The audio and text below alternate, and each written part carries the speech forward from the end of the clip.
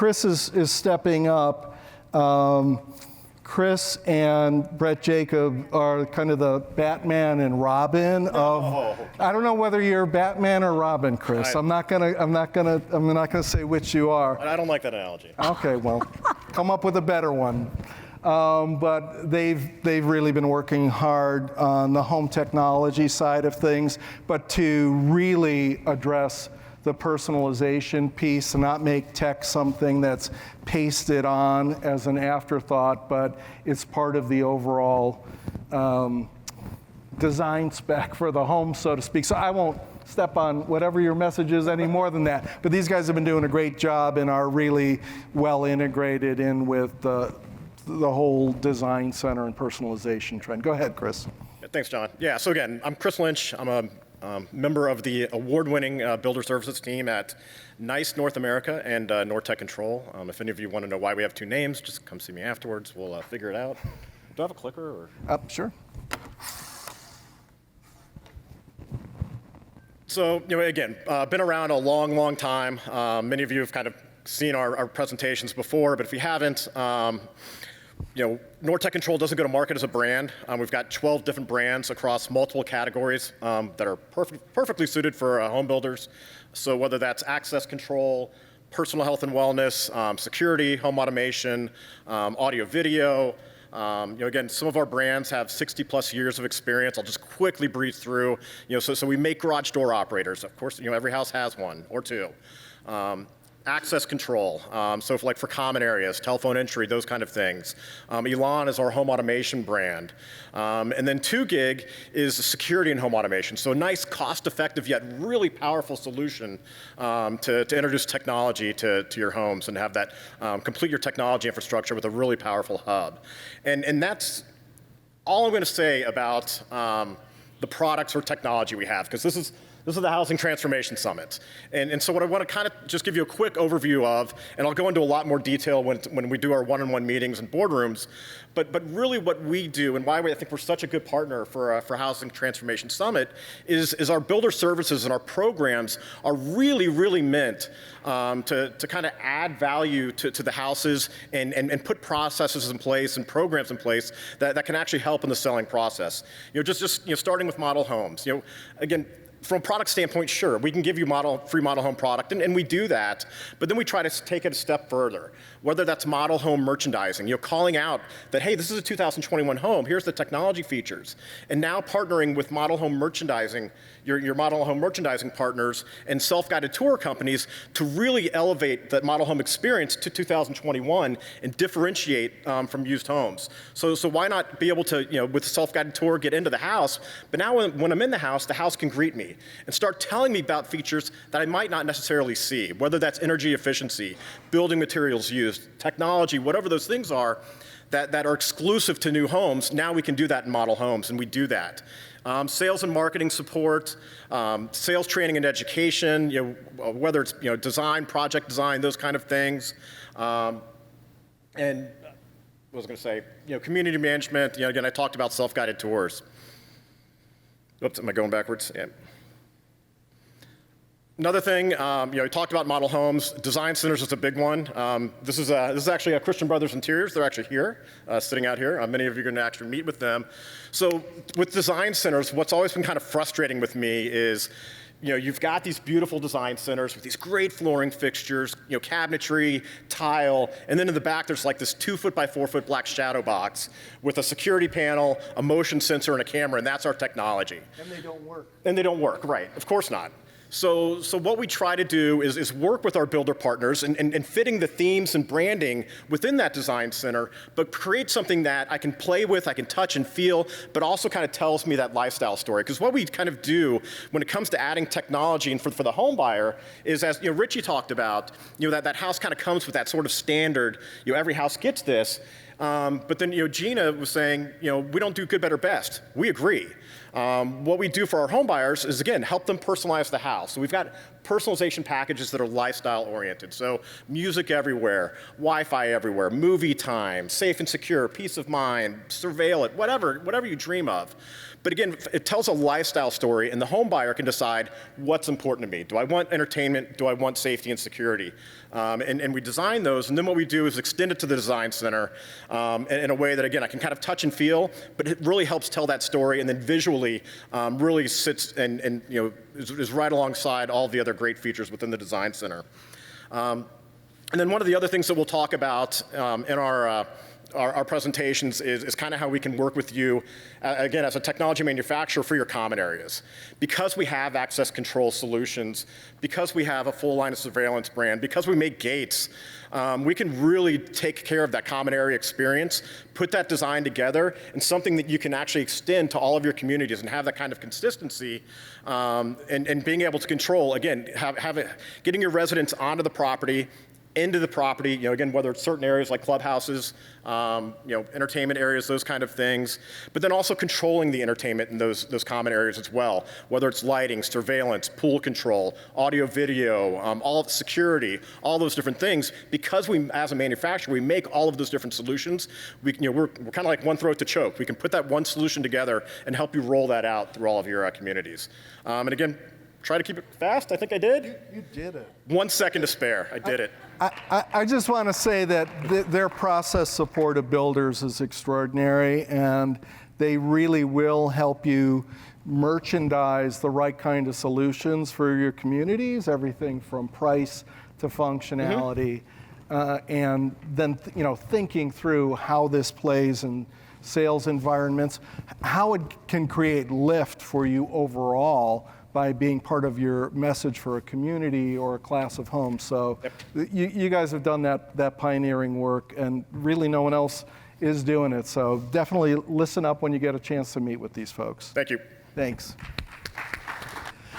Okay, this session is about differentiating new versus used. I think we're going to look at it from a bunch of different I'm calling them dimensions: the product, the processes, not dementia, and the promotion. Well, dementia comes later. Dementia's coming, but a little bit later.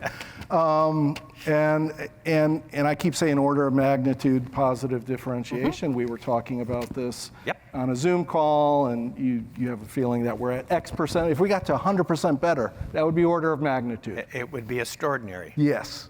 And if we get there with doing all the other execution stuff on a marketing and sales perspective, we got a chance of carving into that big share that used homes have. So we've had our presentation from Chris, and Tim and Melissa are going to walk us through a presentation that I've yet to see, but I'm excited to see. We do spontaneous, and then we will maybe have some discussion and debate about it. I hope so. Absolutely. The clicker is yours, sir. We're going to have a lot at the end. So when we began discussing with John this session, I kind of have a pet peeve. When you design the future, we tend to be based on our past. And we think about the future incrementally. We think about 3%, 5%, 2% improvements, and how can we inch forward? And there's nothing wrong with that in kind of the continuous improvement mode. But when you're at a conference like this and you're trying to cast away from the shore and you're trying to really, truly rethink your business, you have to set goals which are not 2% or 3%. So John set this goal that says, well, could you potentially have an order of magnitude change in housing prices? And now order of magnitude change, could you move the decimal? That may be a little hard. So we settled on this concept of, could you see our margins increasing by 500%? Does that get anybody bloods moving? Not 5%, 500%. Could we charge twice as much for a new home as a used home? And I realize when I say that, you go, oh, this is just bullshit. This is one of these bullshit sessions we're going to have. This is terrible. This isn't going nowhere. We're going to walk you through a model to show you how step by step you can achieve a 500% increase in the margins that you operate at today and nearly achieve a 2x price differential over used. So, if you're interested, I'm excited. You interested in that, Joan? Are you interested I in that? want to text my husband to get his do it. butt in here. You know I love your husband. I love your husband more than you love your husband. Okay. Larry, We'll discuss that one. I'm glad there's an empty I know chair you between do. the two I of you. know. We go way back. All right, so let's start. First of all, is this a worthy pursuit? Let's just look at the general model for home building. Average price of a new home, $450,000, $400,000. Obviously, it depends on the market, where you build, all this kind of stuff. But let's just call it $400 and some thousand. Gross margins in our industry today are kind of at record highs because of the market, right? We're in the 20-25% range. Some of you out there going, oh, we're 28%. But in general, 20-25%. Net profitability in the industry, right around 10%. 8 to 10% is pretty good in today's market. We have been in much lesser markets in recent future. So when you look at that, you're talking about profitability per home at about $35,000, $45,000, right? And that's the business we're in. We're gonna build a home, make $35,000, right? If we could have a 10% price premium, just a 10% premium, for every 10% premium we add, we double our net profitability in our business. I mean, this is gold. If you could move from making $35,000 a home to $70,000 a home, then you have a $1 billion builder, right? I mean, you know how to do it. You've done this. You've done this once, and you've done this twice. You know how to do this. How do we expand our margins dramatically? So we're going to walk through, actually, a case to show you how we can physically do that. Now, let's look at some other industries first. So let's just look at sports equipment. I'm a sports fan. I'm sure there's a bunch out there, right? Let's talk about the interchangeability of used sports equipment with new sports equipment. So you go in, you're going to go skiing this year. You walk into a store. They go, well, there's a supply chain crisis. I know you want a $1,200 pair of skis. I don't have any, but I have a nice 1980 pair of skis I'll sell you for $1,195. You buy them? No. Of course not. Because in the sports equipment industry, there is a 70 to 300% premium of new product over used product. People prefer new product. 30% of the market is a new product only buyer. 8% of the market is a used product only buyer. Everybody else is looking at new and used product.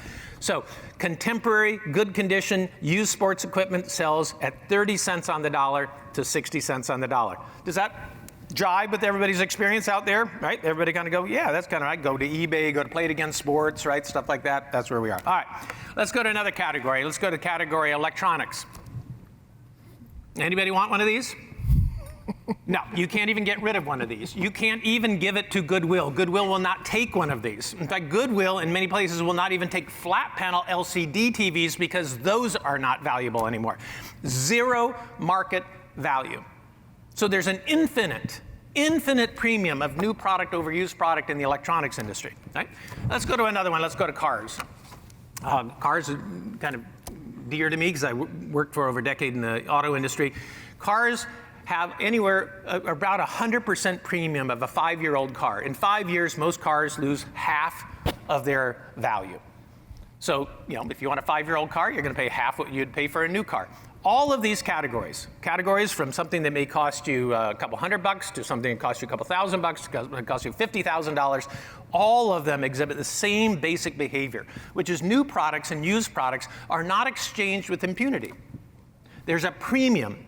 So the question is, why is there a premium out there, right? And you can get kind of macabre with it and go, it's all about planned obsolescence. This is the man is creating these products and making me buy all this new stuff. The bottom line is, it's usually not demand. It's a progression of technology, and it's a progression of understanding customer needs and customer behaviors changing, and the society changing, and our products then manifesting and reflecting society.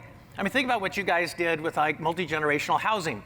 That wasn't an issue 25 years ago. Society changed and you changed product to meet them there, right? Mm-hmm. So it's not about some macabre planned obsolescence. It's about using technology, doing market research, putting those things together, and there's a variety of reasons why used products aren't priced at the same level as new products.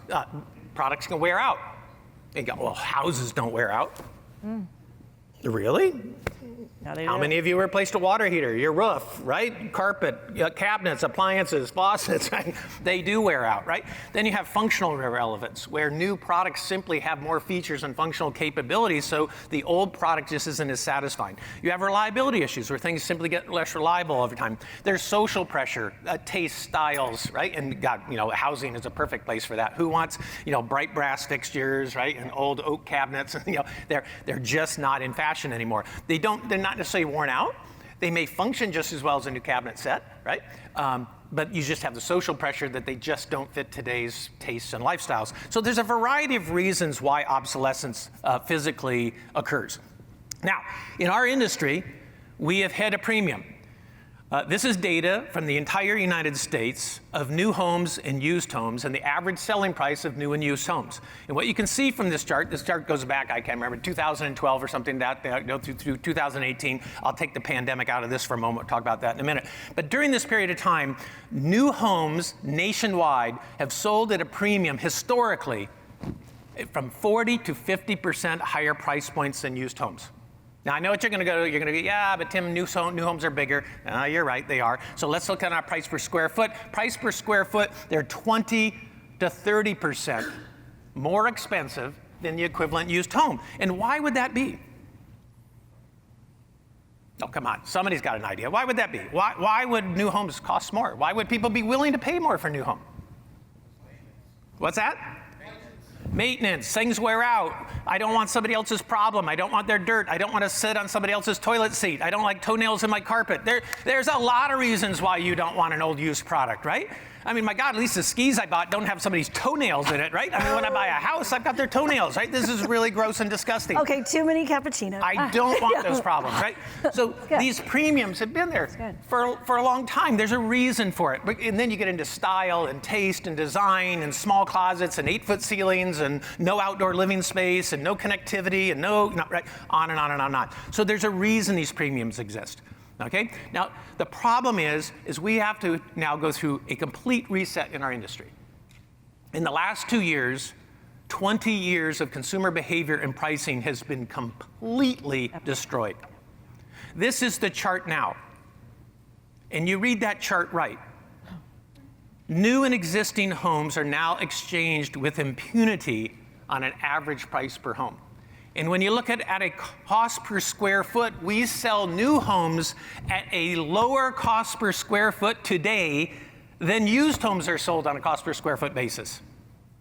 So our 20, 30, 40-year history of having a premium in the marketplace has been completely not only erased, it has been reversed. So there's now a 5% premium for used homes in the market on a square foot basis. And I can kind of go through a whole series of markets. This is Austin, Texas. Look at the premium of used homes in Austin, Texas. It's absolutely insane. There's a 50% premium in the marketplace to buy a used product. And if you look at it on a cost per square foot, it's even on a cost per square foot basis. It's not that used homes are teeny and used homes are bigger. We have just lost our pricing power. You go to Boise, Idaho, same thing. The pricing power is gone. You don't think this is location driven? No, because this is Austin, Boise, this is Phoenix, Location, right? location within the markets, where new is always a little further out because that's where we can buy the land. So you can take this data and you can go down by zip code level and you can see even at the zip code level, we've done the same thing. We've lost our pricing power, right? And part of it is because of the dynamics of the industry, the way you contract homes and prices go up and then you deliver the home 9 months later and right in the market. So, I mean, but the problem is we're delivering homes today at a discount to the market when John's asked us to sit here is how can we envision having twice the price of a used home? Instead, we're discounting to the market. We don't think we are. We're not running ads today of, hey, buy a home, get a refrigerator, but we're just giving them away. We're voluntarily providing the discount. So this session's going to be built on this model. This basic model is how do we get from where we are, which is parity, meaning I forget about the little deviation. Let's just say they're the same today. We got a starting point today where new and used homes are sold with impunity in every market across the United States on a per square foot basis. You buy used, you buy new, you don't care. We've got to get to 2x, according to John. So how do we get from here to there? There are 3 steps in this game. The very first step in this game is just getting out of the consumer's way. Stop tripping up stop doing the wrong things. Just say the right things, do the right things. Don't get in the customer's way. That will get you to a 15 to 20% premium overused in your market. And we're going to detail all this. We'll go through this and explain this. Step number 2, actually have effective marketing and messaging. Wouldn't that be unique? That'd be great. Wouldn't that be great? That would be great. Because if you actually have effective marketing and messaging, and we'll talk what that means, you can then get to a 35 to 50% premium in the market. And you're sitting there going, oh, Tim, that's impossible. You can't get to 35% premium market. We've been at a 35% premium in the marketplace. We're only talking about getting back to where we have already been in this industry. The next step becomes more complicated. Going from that 35 to 50% premium to this kind of 65 to 100% premium truly would take us to design the future, to design a product that truly obsoletes used product. It will obsolete the homes that you are actually building today, that the home I build next year will become so desirable.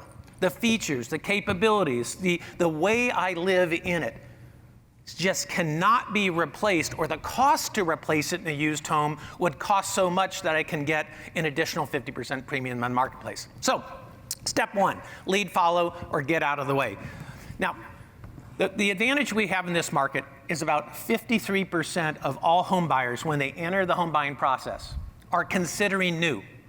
Now, 20% of them believe they're going to buy a new home. So 20% of people that start their home shopping purpose say, I'm buying a new home, I'm not buying a used home. I know about new homes, I know they're better, I'm going to buy a new home.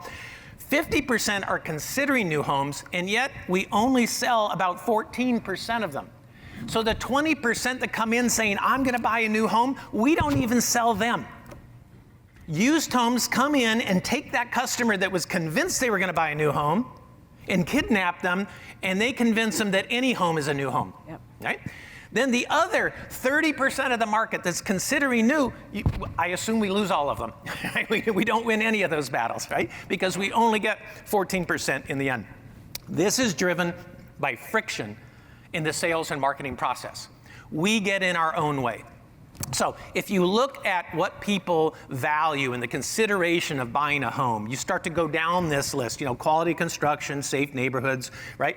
Better floor plans, lower maintenance costs, lower, cost per square foot, right? More living space, energy efficiency, blah, blah, blah. This is kind of a prioritized order, and I realize by market, by price point, by demographic, this all changes, right? So you have to tease this apart for your markets, but this is a general overview. You can see that new homes speak to some of these incredibly well. In fact, if you look at what new homes wins at, right? We win, we destroy existing homes. This is not because of our marketing. This is the predisposition of consumers. This is why you just got to get out of the way. Consumers come into the buying process believing new homes are way more energy efficient than old homes. And energy efficiency is in the top 5 reasons they buy a home. So the next thing is they believe they can customize new homes, right? Well, Yep. Of course we win in that, right? And that's another one of the top 10 reasons that they want to customize that experience. They believe they have lower maintenance costs. So you can kind of go down this list, and this provides you the guidance. This is not what you need to teach them. This is what they already know, and you need to reinforce that belief. You have to make that belief something that they don't just understand, but they passionately believe in. When they leave your marketing and your marketing message, they should walk away with conviction that says, I knew I was right. Mm-hmm. I don't want somebody else's problems. I want a carefree, maintenance-free lifestyle of new, because I knew it going in, and Joan then reinforced it every step of the way. She didn't try to teach me something I didn't know and believe in. You simply were my concierge, my Sacagawea, so to speak, on my journey, right? Taking me down that path, helping me find my destination. So this is where we win. Now, we have the converse. This is where we lose. This is where consumers believe that used is truly better. Now, we're not going to win these. We're probably not going to convert these, although there's some interesting things in here from a community development perspective, right, that you could actually address and say, look, we don't have to lose these battles. We can be at least at neutral with used homes in these battles. But what we have to understand is, how do we speak to these? These are those reasons lurking in the back of their head that says, I might walk away from this and I might go do something else. So how do we speak to these issues? Don't run from them, but try to address them. Emphasize their conviction with what they know of why we're better, and try then to deflect, right? And try to diminish their concerns about the issues that they believe are at the core of our disadvantage. And with that, then I'm going to turn it over to Melissa. She's going to Great. talk now. So at this point, if you just get out of the way, if you just speak to what they already believe, we'll have a 15 to 35% premium. Now we need to move to that 50% premium. To do that, we need to do more effective marketing, and there's nobody better to talk about that than Seth Godin. Absolutely. All right, I have to stand up because I'm stature challenged and I can't see over the table. Have you had 3 coffees already today, too? I've had 3 coffees Oh, too, very so good. we'll be napping later this afternoon. But I do love Seth Godin, and what he really apostolizes is that you don't need to speak to everybody in the world. You don't need to speak to everybody in the U.S. You need to speak to that smallest viable audience with a very, very customized message. And I just love how he says that, because it's not just, spray and pray that everything's going to work. So as you look at kind of this new home buyer or home buyers, as you will, before you start to understand what's going to speak to them, you actually have to study them. You have to study their process. And we actually went through a very extensive journey process, and we studied people searching for used, searching for new, searching for both, open to both, etc. And you can kind of see those little tiny yellow caution signs. That's where people fell apart. That's where they got super frustrated. We actually had them video themselves every day. It was really painful. I felt like we should donate therapy to them as well. But as we kind of went through that, we better understood what they were going through. And this would be no surprise to any of you. Whether you were shopping new or used, it's an emotional roller coaster. I found the home of my dreams. Oh, someone else got it. Oh, yeah. I think I really love it. Oh, I can't afford it. I mean, just really this roller coaster, new or used. What was really interesting though is when you bought used versus new, a really interesting thing happened. So you bought a used home, you made that fateful mistake, you move into your home, and it's kind of, okay, you're excited that you bought this new home, and we'll talk about that new home expression here in a minute, but you just got a list of to-dos, right? Because every used home comes with things that need to be addressed. But if you contrast that with the buyers who bought new, they had this tremendous sense of joy and relaxation because they weren't focusing on a to-do list, they were focusing on what they wanted to do. Maybe it was gardening, maybe it was just golfing in the new community, who knows what it might be. And we identified this as what we called the joy gap. And it was just remarkable because we were studying this and we were going through the process and we're like, gosh, there's not much to tease apart between, people who are shopping new, used, it's kind of a fraught journey. But when you got here, definite joy gap. But guess what? What's the problem? The problem is people don't know that joy gap until they made that mistake. And they're not gonna turn around and go, oh, I'm gonna go sell that used home and I'll go buy a new home because that was really stupid, right? It's too late, we've lost them. And unfortunately, HGTV has educated all of us that beautiful people show up in your home and in a 1-hour episode, Done. oh, the fixer-upper is amazing and life is really good, right? That's how we're programmed, especially millennials. And by the way, Gen Zs are in the market too. They're even scarier than millennials. So we've really been programmed. House parody of some sort? Exactly. Yes. Okay. Yes. We actually, as an industry, have considered creating the television programming to actually talk about the experience of buying a used home. Yeah. And discovering and exploring that whole joy gap of what is it really like to get a bathroom redone? Yeah. How much does it really cost? How long does it really take? How many contractors did you have to go through? How much disruption was there? And actually kind of walk through that whole process. This old blank house. Yeah. Yes, exactly. Yeah. Starts with an F, but and it would be like a house. 12-week series, not a 1-hour program. But anyway, HGTV has kind of, brainwashed all of us. So out of our studies and our research and working with our builders, basically we came back to, it's not a new home, it's not just a new address. So buying new is not the same as just buying a new address. And that word new has been hijacked. It's been hijacked by the real estate community that, oh, you're gonna buy a new home.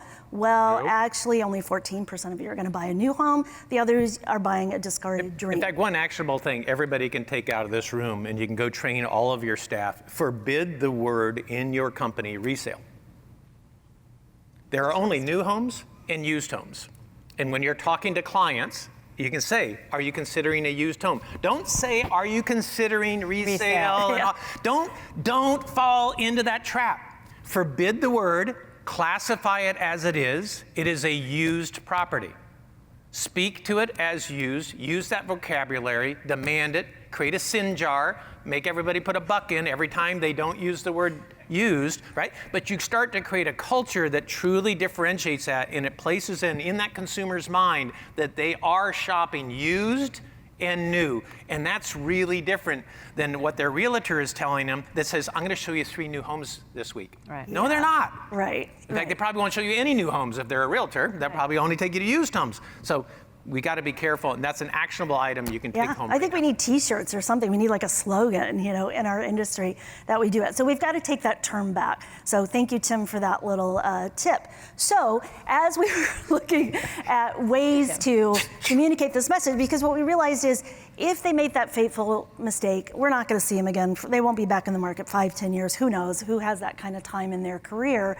So what we have to do is market to them and catch them before they make that mistake. So we did all kinds of research on what kind of marketing messages would work, and it was really fascinating. We worked with some of our large builders, CMOs, and these are really accomplished CMOs. They come from Coke and Pepsi and General Motors. I mean, these people know what they're doing. Well, and GSD&M did the study, which is one of the largest agencies in the country, right? So it was pretty very substantial sophisticated people that we were hanging out with. But you know, we started with, well, like we like to use pretty pictures in our marketing of our homes. We want puppies and kids, and the kids look so perfect and clean. They don't look like they have ADHD, which half the kids do.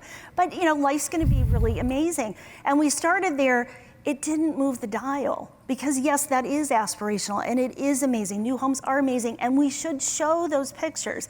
However, if you're really trying to touch their hearts and minds, you've got to really not tap into the aspirational side, but what motivates? Fear, humor, kind of catches you off guard, kind of makes you giggle a little bit. So we created a series of ads. So this one is buy a used home and your Saturdays are mine. And then obviously it's a progressive campaign. Truly new homes come without costly repairs. Start fresh, buy new. And then the next one. I don't know of anybody at Home Depot that looks like I know. I think we could have used a much Bad more, image. much more Realistic, contagious. Yeah. Thank you, John. And then this one is, you know, little air quotes, my new home needs a new roof. Truly new homes come without costly repairs. And you think these are really simple. When what we were able to do is study online, because now online you can tell what people are doing, you can see what happens. We could get people to switch. We could get people to stop, think, and go look at new who were not going to go look at new homes. Because these ads, when we did the test was run, these ads were run in a general aggregation site that had new and used homes. So you'd run the ad and then you'd see what the behavior was after they saw the ad. Did they look at more new homes or used homes? And you could see their search behavior change, which is really significantly, I'm assuming. Yes, I mean, it's really interesting. You know, the puppies didn't do it, No. right? Because they already know that, right? Yep, exactly.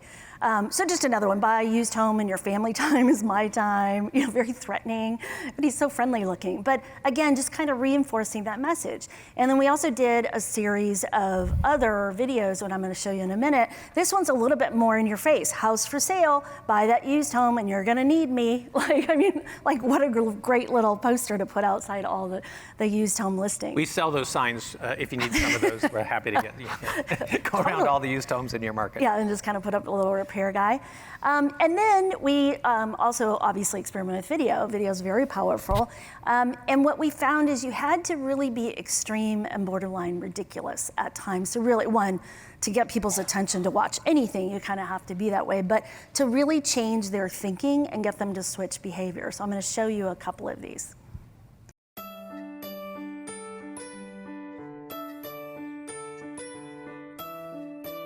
New homes come with a beautiful open floor plan, designed for the way you want to live. Unfortunately, you purchased a used home. Are you okay, honey? Start fresh. Buy new. We did not harm any of our children in the making of these videos, but again, it kind of just says, oh, and it starts very aspirational, which is so amazing, and then like, oh crap, nope, your kid just knocked himself out because you didn't make the right choice. And then here's another one, a little bit more on the humorous side. George, what can I get you today? Scott, well, I'll tell you. I'm looking for 3 used toilet seats, I'll need a bundle of frayed wiring. I'll need some of those screw-in type fuses, and I need about a 10-year-old water heater. You know, one that's about ready to blow and make a mess. What do you need all that stuff for? Well, I'm building a house. But what do you need that old stuff if you're building a house? Well, I'm building a used house. You'd never build a used home, so why buy one? Visit newhomesource.com. And then I need some tangerine shag carpet, you know, with cigarette odor in it, maybe a few dog stains on it, you know, where they peed and whatnot. Okay, so you might not do this with your brand. We're New Home Source. We're crazy. We exist for new homes. We hate used homes, and we're out there to crush it for you guys. But it is about really pointing out the ridiculous. Like, why would you buy a house with all this used crap in it that's about ready to blow? So it is really, really effective. So here's one more, a little bit more on the crass side. Used homes come with a view.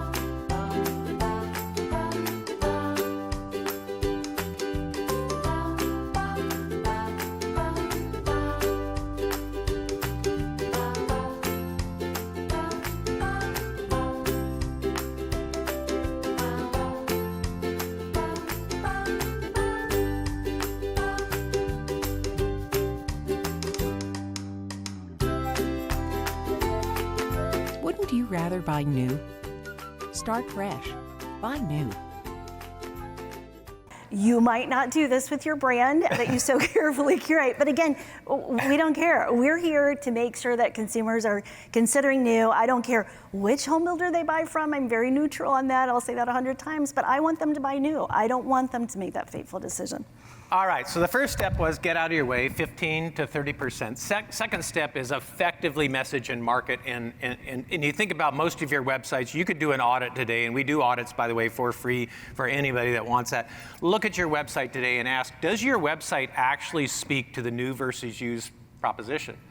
Look, 99% of builders, you're silent. You're just dead silent about it. You don't talk about it. You don't mention it. You don't explain why you should have a price premium. You don't have to say we're at a premium price, but you can explain why buying a new home is just plain better. That new homes are designed better. They're more energy efficient. They're more cost effective. They have better layouts. They're built for today's lifestyle. Very few builders actually even speak to it. So know your customers, know your demographics, right? Understand the psychology of the buyers, and then message to it. Build messages around it that Tim, really work. If you didn't even want more buyers, would this create an ability to raise prices to message on that? So this too? is actually a really interesting discussion that I have with CEOs, and that is that we actually have to stop selling homes to some of our buyers. In other words, if you look at all of your buyers, we're selling a block of our homes to a series of buyers that have to be incented to buy our homes, right? Forget them. Don't sell to them. What that means is you need more leads, and you need more high-quality leads of people that already value your product, that are willing to pay the premium. So don't just sit there and say, well, we got to sell 100 homes. I guess we need 200 leads, and yeah, half of these we're going to have the discount, and we'll make our numbers. No, get 500 leads. Throw away the 200 that you have to discount to. Only sell to the people that already understand new, want new, and speak to them. We've already said 20% of the market walks in valuing new. So sell to them. Sell to the other 30% that's looking at both.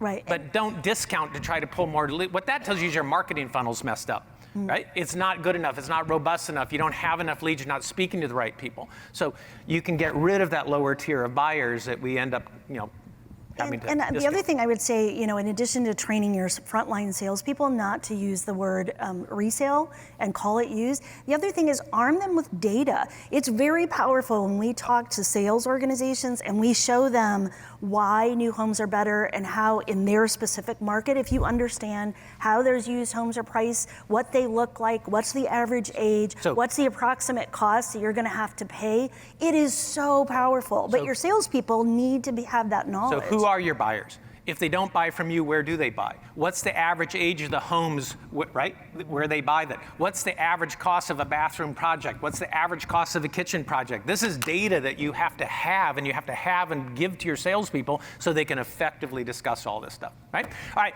last thing, how we're gonna now double from there. And this is about designing a better future. This is about obsolescence. And given that I was in the semiconductor industry and I was in the car industry, this is something that I can speak to. How do we create homes, all right, that make all previous products and all previous homes obsolete. And we have a few different ideas here. First of all, we're going to talk about homes that manage your health, homes that keep you safe, homes that pay for themselves, hands-free home ownership, homes that survive, and skating to the puck. Somebody else talked about how they like that expression. Turns out, me too. It was a Canadian. So we're gonna talk about each one of these very, very, very briefly to give you some idea of how could we create a product that would completely obsolete all products that came before it. My favorite is Sekisui. So Sekisui, one of the largest home builders in Japan. They came to the United States. They own Woodside Homes here in the United States. But Sekisui, because they are headquartered in Japan and has a huge R&D department, they view product development just the same way a car company does or an electronics company. They don't just build homes with trades and whatever and they farm out their architecture to other companies. They run a huge R&D department. They have 2 complete shaker platforms where they build houses on these shaker platforms and simulate earthquakes to actually make homes earthquake proof so you survive. So you can buy a used home in Japan and die, or you can buy a Sekisui home, right? And you can live. And that is actually the value proposition. So let me tell you, is there a price premium between death and survival? Yeah, there is. And that's the way they approach this. Now, because Japan is a super aging society, they have a huge problem. They have lots of old people living alone. And old people living alone die needlessly or become incapacitated needlessly from chronic illness, such as stroke, okay? So you're home, you're alone, you suffer a stroke, you have a 2-hour window. In the 2-hour window, if you can get to health care, you can completely reverse the effects of a stroke. Outside of the 2-hour window, you become a convalescent care for the rest of your life. So in Japan, this is a really big deal. So Sekisui has actually gone and looked at how can they create a home that remotely senses and manages all occupants within the home and determines whether you have a stroke. And if you have a stroke, it then reaches out to you. If you can't answer, it then automatically calls emergency services and brings them to the home within the window. So now you're in the US and you're living alone, and we have an aging society here too, right? You look at the boomer generation and more of them are living alone. So now you have a home that will manage your health and keep you safe and keep you out of convalescent care. Is that home worth more? Oh my God, yes. And that's not worth 5% more, 10% more. You'd give anything to know that the home will keep you out of perpetual convalescent care. So just one great example how they're doing it. Another example was at the KB home, their project home that they did, where they had the Darwin system, right, in that home, and it managed the entire sleep circadian rhythms. So it had the blinds that completely blacked out with the channels, the room. It manages the light in the room and in the home so that your natural sleep patterns, because we have 50 to 70 million Americans with chronic sleep disorder. So if you 50 to 70 million customers out there that said, if your home could help me get better sleep and make me more healthy, right, they would pay more. So just some idea. Homes that keep you safe. So if you have a car today, you get this thing on the left. You get a 360-degree picture of your car, right? Top down, you can see anybody around it. You can see what's around it. It's completely surveillanced. Why does our home not come with a 360-degree view of our home? Why is that now not paired with AI that can tell me whether it's a dog, a cat, or a person that's in my yard? Why would I not also have secure package delivery, right, integrated into my home so that nothing gets stolen? Right? Why would I not have a secure wireless and network security system on my home to know whether or not there's nefarious traffic on my network alerting me to the fact that I've got people in my network, in my devices, right, inside my own home? Why would we not package all that into a complete home security? And you say, oh, well, they can buy all this afterwards. Have you tried to do this? We sell the home, we go, oh, we do. We have a Ring doorbell on the front of the home. Who cares, right? And then I got to go buy a bunch of other cameras, and then, oh, by the way, it's 14 different apps, and they don't talk to each other, right? And, oh, by the way, they don't have AI, and they don't work together. Can't we just pull all of this together? Chris Lynch, do you want to come on stage? No, pull it all together. Provide a package that they can't get themselves. When you say, but they can go to Best Buy and buy all this stuff, they've got 100 years of nightmare, right, if they go do that. We can package that together into a complete, safe, and secure home that keeps you safe. Next. Technology is here today. Exactly. Then homes that pay for themselves. Again, the KB Project home, beautiful. They created a home that had this independent lock-off unit that took a complete home that I could live in, or I could lock it off, and then I could rent actually a portion of my home to generate revenue. So think about now creating Airbnb-ready homes.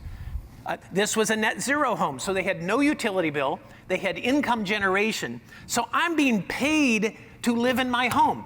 That's a completely different value proposition than most Americans that pay over a third of all of their disposable income to just live in housing. If I could build a home that says, by the way, you don't pay anything to live in this home actually pays you to own the home, you think they pay more for that? They pay a lot more for that. This is just basic economics. And then on top of that, what if we actually created a new home insurance product that cost half as much as traditional home insurance? Because the claim rate of new homes is 90% less than the claim rate on a used home, except we pay the same amount in insurance. So that's your next profit line, right? It's a huge opportunity for us. It was funny. I had a meeting with USAA. This was several years ago, and I was trying to kind of walk through all this smart home automation and what we could do to, insurance products. And in the end of the meeting, they go, "Yeah, but it's not interesting to us." I said, "Why not?" He says, "There's no claims on new homes." I go, "But you charge us the same." Right. But they can. So you need someone. So you just create a new home insurance product. So half the insurance costs, income generation, no utility bill. Now I got homes that pay for themselves. Then hands-free home ownership, right? You think about where cars are going to hands-free driving. You're going to have cars that kind of manage themselves, hands-free driving, and all this. It's going to obsolete all other cars. You're not going to want a car that you can't do all that kind of stuff with. So how do we do this with homes? And the data is there. 63% of millennials that bought a home regret their purchase. This is a really shocking statistic. And the reason they regret their purchase, the number one reason, was the hidden costs of ownership, repair and maintenance, which new homes don't have. So we can speak to this during the selling process, right? But we can also then change the entire offering. Volkswagen did this, says, "Oh, look, we got this 6-year, 72,000 bumper, bumper to bumper warranty, transferable, blah, blah, blah, blah." What if your home came with a new home lifestyle warranty? What if your home had a 5-year door-to-door warranty? 5-year, door-to-door, nothing in the home you're responsible for. And make your manufacturers pony up for it. Nothing in a new home should break in 5 years. Nothing. So this is kind of free for us as an industry. We should be able to guarantee 5-year door-to-door. Next, connectivity on move-in with full security. Don't make them figure out moving their home, pick their provider and all this, and you're going to get paid for it. So this is income generating, right? You move into your home, door to door for 5 years, full connectivity, and then provide them 1 year of Easy Life. Easy Life means it has maid service, it has yard service, it has all regularly scheduled maintenance and repair for 1 year. And then after that, offered up as a service, which you're going to get paid for the rest of your life. And roll that into one home ownership app, so you have an app to manage everything that you have in your home. Completely change the product. Do you want this, or do you want to deal with butt cracks, right? You got to deal with what you want. Butt cracks or this, right? In a perfect visual. This is a lifestyle where you go to the pool with your significant other, you hang out on Sundays, you play golf, you go out to dinner, you drink wine, or you wait around for butt crack to show up, right? One of the two. Now, homes that survive. There's another one. This should really be people that survive, don't you think? Yeah, homes and people, right? But we have rising tides, we have severe weather events. Texas, we had a complete blackout in the entire state. Fear sells. Absolutely. The number one emotion that you can get people to buy a thing is fear, okay? So we can provide that answer to their fear. Independent power generation, backup systems in the home, water generation in the home, right? So that you don't, even if the municipal water system goes down, you can generate water in your own home. Life circuits in the home, so whatever battery capacity you have, there's a life circuitry in the home that your refrigerator still works, you have multiple plugs at work, you can charge your cell phones, your microwave still works, right? Your key circuits within the home are all operational if you don't have full house capabilities. And then last, hardened envelopes, right, to deal with any kind of event. And then very finally, skating to the puck. How do we build for the future rather than past? This industry is stuck on mirroring what we've done before. The way we get approval, the way we pencil communities is we go buy a report from Hanley Wood, Zonda now, right?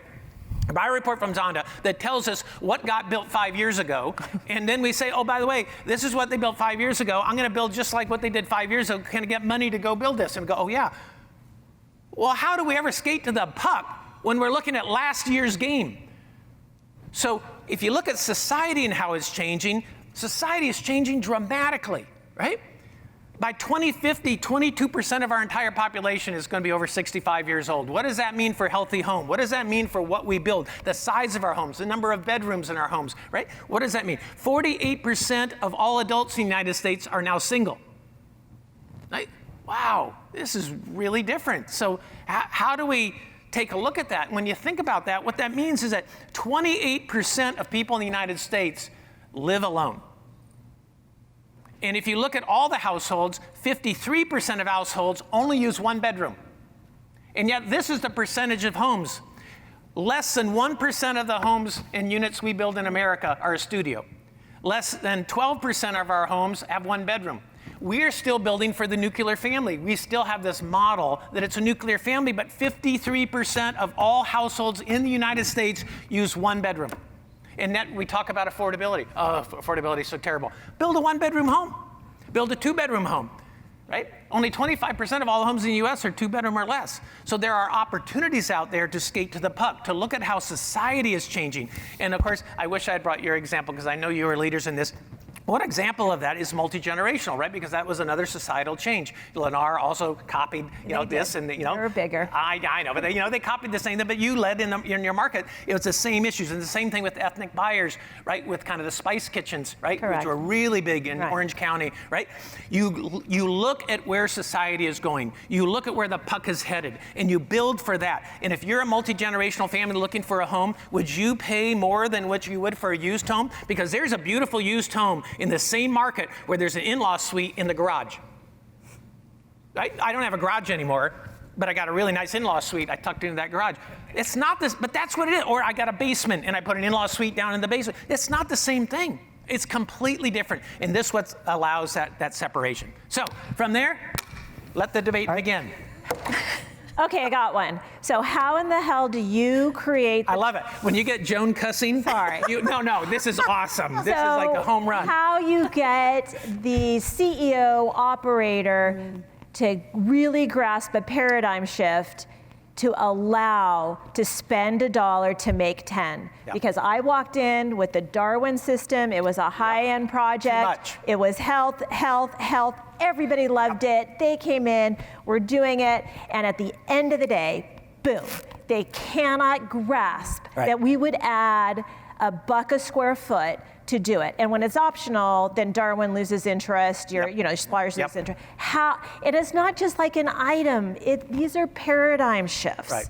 How do we all just need millennial CEOs, but they don't like to work? Oh, I'm sorry. Did I say that out loud? How do you do it? Tuesdays before noon are fine. I know. No, it's not that they don't want to work. Just Tuesdays before noon. Hybrid. From home. We're an ultimate team sport. Don't get me going because I'm already really, really worried about so much remote and never being together to understand how we act as a team. That's another story. Okay, this is a huge challenge for our industry. So there's a guy by the name of Charles Fine at MIT, and he studies industries and how nimble and how quick they change. How they accept new ideas, adopt them, and put them into practice. In the electronics industry, for example, he studied, and it's the fastest, most nimble industry. And you can imagine a cell phone, it changes all the time, right? Yep. This thing's going to be obsolete in a Every year, day. right? Yep. So their clock speed is like 18 months. Cars are 5 to 8 years. The slowest industry ever recorded in history is ours. 20 years. It took us 20 years to agree that drywall was easier than horsehair and plaster. Okay? It took us 20 years to think that you could put 3 shingles on at a time rather than 1 at a time, right? I mean, these are big deals, right? So we have an industry that kind of has a culture of being really slow and conservative. The only thing I think we can do is we can put this out there with research and tie it directly to the P&L. This has to go to the P&L.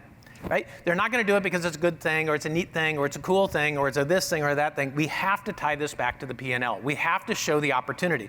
Remember, every 10% we can increase in our asking price, we double our profit margin. Mm-hmm. That's huge. And any of you out there from a valuation perspective, if you're operating a builder at 8% and next year you operate your same builder at 16%, your value has absolutely gone astronomical. So this does speak to people.